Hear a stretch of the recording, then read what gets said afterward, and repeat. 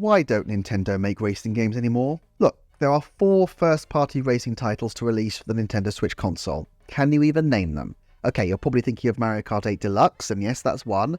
Maybe you remembered that Mario Kart also had a spin-off. Yep, that's Mario Kart Live Home Circuit. And yes, F-Zero 99 is the newbie of the group.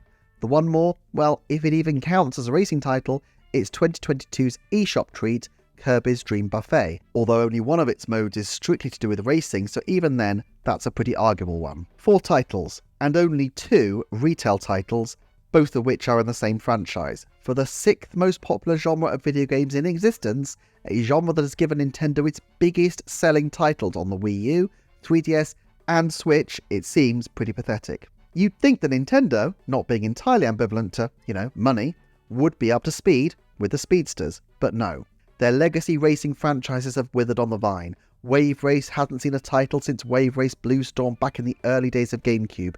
F-Zero also came off-road on GameCube, and while F-Zero 99 was a nice nostalgia hit, it hardly compares to a full-fledged new title. The Excite games made an emergency stop on the Wii, but haven't been seen since, and while Diddy Kong Racing is beloved by fans, it has yet to even appear on Nintendo Switch Online, and Rare's intriguing-looking Donkey Kong Racing title was a casualty of the sale to Rare to Microsoft in the early noughties and shows no sign of ever resurfacing again, sadly.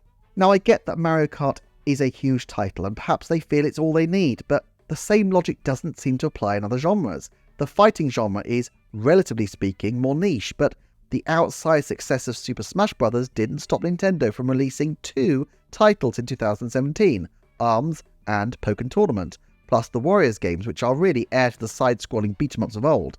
At one point, 28% of Nintendo's first-party titles on Switch were fighting games, and while this is a deeply silly way to misuse statistics, there's a serious point behind it, which is that Nintendo clearly aren't fussed about multiple games in the same genre on their systems. After all, ARMS, Pokken and Smash all have very distinctive feels to them, and there's no reason why the success of one should undercut the other. Similarly, the Switch has multiple tactics role-playing games, from the more traditional JRPG-ish Fire Emblem to the more modern and pure strategy-focused Advance Wars 1+2 Reboot Camp, and then the bright and crazy Mario + Rabbids games from Ubisoft. Plus, they stepped in to publish Triangle Strategy in some territories. Now, I love a good tactics game, but I wouldn't pretend for a second that they're mega sellers like many racing titles are. And this isn't just something that started on Switch. In fact, it's not a new trend for Nintendo at all. Think of the first-party 3DS racing titles besides Mario Kart 7. Maybe you remember that they helped with Ridge Racer 3D, but let me know in the comments if I've missed anything else. While you're doing that, go back to the Wii U and see what first-party races there were there besides Mario Kart 8. An F-Zero minigame in Nintendo Land doesn't really count. So, what gives? Why is Nintendo so down on racers? I can't say for sure, but I think there are 5 big reasons I can identify. The first is cultural. Wave Race Blue Storm was developed by Nintendo Software Technology. While this studio is a core and long-standing member of the first-party development ecosystem at Nintendo, it is also an American studio with all the differences that entails, and it's telling that a major racing game was sent overseas to be developed, just as F-Zero 99 was developed also by Nintendo Software Technology, and Diddy Kong Racing was developed in the UK, and the more recent Excite games were developed by Monster Games in Northfield, Minnesota. Heck, even though F-Zero GX was developed in Japan, it wasn't Nintendo but Naughty's arcade supremo Sega who helmed it. You see, while Nintendo did develop arcade games in the 1980s, for a lot longer it was a toy company, and while Sega and Namco came to dominate the arcade market in Japan, Nintendo took more to home consoles.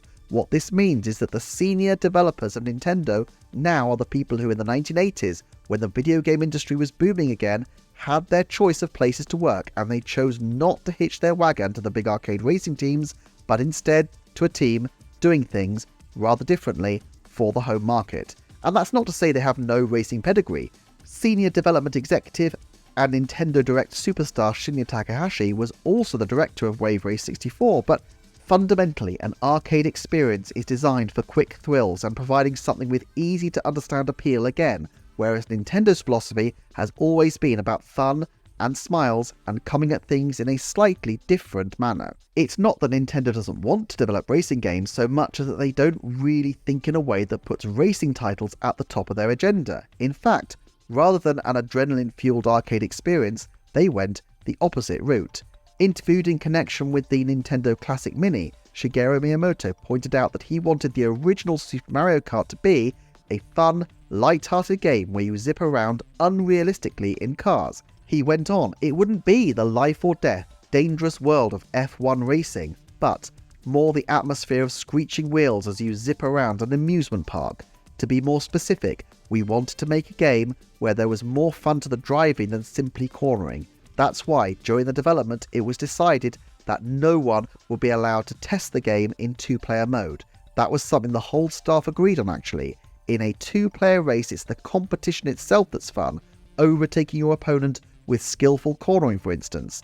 That's why, when we were making Super Mario Kart, we were very careful not to lead ourselves astray in understanding what makes the game fun. We focused our efforts on the one-player experience. If that was fun, then two players would automatically be fun too. I think it's telling that the mechanics are designed to be fun in their own right, independent of the racing mechanics, and this leads us to our second major reason why Nintendo seems to have soured on racing titles as a genre: bandwidth. Nintendo only develops so many games each year, and it already has a dense slate of titles that are successful for them. Wave Race and F-Zero were relics of an earlier time in their history, when they wanted to compete in the middle of the game console pack for technological dominance. They literally released adverts imploring people to wait for what was then called the Nintendo Ultra 64 because it would cream the flimsy 32-bit consoles from Sega and Sony in terms of power. This is unimaginable for Nintendo now, and so Wave Race and F-Zero have lost the same utility they once had to the company, while many other franchises have grown up and taken their place. With limited resources, and with most of Nintendo's efforts still funneled through a relatively small network of producers, it's not entirely surprising that the racing games have been frozen out. But even going back to the Super NES days, most of those games were not given particularly strong support. Discussing the origins of F-Zero, the original director, Kazunori Shimizu, recounts that only 8 people developed the title, and it was developed, in part, as a reaction to the Nintendo of America negative reaction to Famicom Grand Prix. They said that racing should be cooler. Shimizu recounts, I thought, well, if that's what you say, then I'll make something really cool. And while I was in America, the movie Batman was a big hit. The rest is history. The third reason that Nintendo shun racers is technological. Racing games often benefit more than most titles from superior hardware. Pop-in and frame drops are often annoying, but forgivable on most games. But racers really need to be held to the mark. It's been nearly 20 years since Pokemon Dash crashed out in review scores, and I can't help but think the weak performance of many Pokemon games, including their major releases like Pokemon Scarlet and Violet, mean that another Pokemon racer is all the more unlikely. There are developers who could do it. Bandai Namco has a great racing pedigree, and also has a team that seems to pretty regularly focus on Pokemon, developing the Pokemon Tournament games and new Pokemon Snap. But Scarlet and Violet style tech problems would be disastrous on a racer, so why take the risk? Even on the brand new GameCube in 2002, there was strong internal debate in Nintendo as to whether to make Wave Race Blue Storm 30 frames per second or 60. Claude Comer of the Nintendo software technology team reflected in an interview with IGN, it's always the same dilemma that everybody has, I think. Should we put more architecture and more elements in, or should we put less and make it faster? It's all a design issue. The fourth reason is simply that many racers are created in a way that is exactly the opposite of the way Nintendo develops games. If you set aside highly realistic racers, the Forzas of the world, the vast majority of games that remain are spin-off titles featuring mascot characters. Now, Nintendo hasn't been shy about sending their mascots around courses. Mario Kart, Diddy Kong Racing, Kirby's Air Ride, Kirby's Dream Buffet. All of these games take mascot characters and give them a racing twist. It seems clear to me that this is the way Dream Buffet started and Mario Kart 2, and that's fine. I love these type of games. I still think it's a huge shame that Donkey Kong Racing never saw the light of day, as leaping from animal to animal as fast as possible sounds like great fun. But look around the market. Sonic, Crash Bandicoot, the characters from Nickelodeon and Star Wars and Disney and even Garfield have taken their turns hopping into a vehicle to humiliate their friends and family by taking to the racing tracks. But Nintendo doesn't think of a franchise and work backwards to find a game.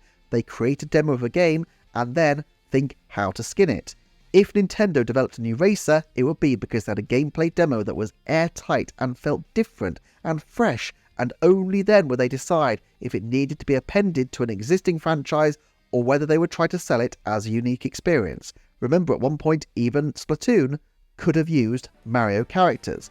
But the possibility of that happening is greater than you may think. Nintendo is quite future conscious. Splatoon and ARMS are both successful new franchises that were created to give younger developers a chance to flex their muscles and to try to create something that breaks the mold.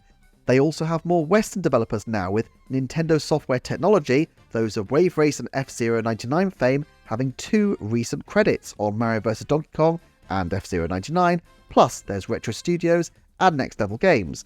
More racing titles may seem like a reach, but nobody would have anticipated Nintendo games would break into the successful but often aggressive in nature online shooter field until Splatoon came along and showed everyone how it's done. Similarly, I think it will take just one great pitch for Nintendo to pump the gas on a new racing title of their own. It's an obvious field for Nintendo to branch out into, and I'm sure if they can find something to distinguish a new game from Mario Kart, they'll go all in. In the meantime, there is some hope. F-Zero and Wave Race retain their mystique after all these years, with F-Zero 99 shooting onto Switch, and don't underestimate the chances for Wave Race Blue Storm to return from the grave. In 2020, even Shinya Takahashi gave a hint that he would like to see Wave Race return. And if the next system needs to showcase its power credentials, perhaps the chance has come again for Nintendo to triumphantly return to the racing genre. For more videos like this, as ever, please subscribe and let me know what you think in the comments. Check out the video on the screen, and in the meantime, take care, stay cool, thank you so much for watching.